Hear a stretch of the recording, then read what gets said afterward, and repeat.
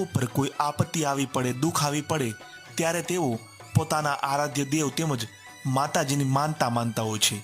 કોઈ લોકો શ્રીફળ વધેરવાની માનતા માને છે, કોઈ ચાલીને જવાની માનતા માને છે, તો કોઈ લોકો એકાદ વસ્તુ નહીં ખાવાની માનતા માને છે.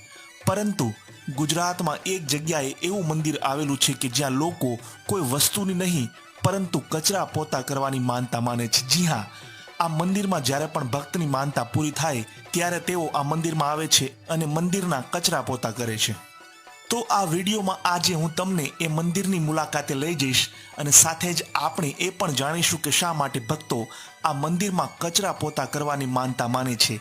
આની પાછળનું મહત્વ શું છે તે પણ હું તમને જણાવીશ. તો આ વિડીયોને પૂરો જુઓ, ખૂબ જ રસપ્રદ છે આ વિડીયો, અને વિડીયો જો પસંદ પડે તો વિડીયોને લાઇક તેમજ શેર કરો. તો ચાલો શરૂ કરીએ આ વિડીયો અને પહોંચી જઈએ આ અનોખા મંદિરના દર્શન કરવા માટે.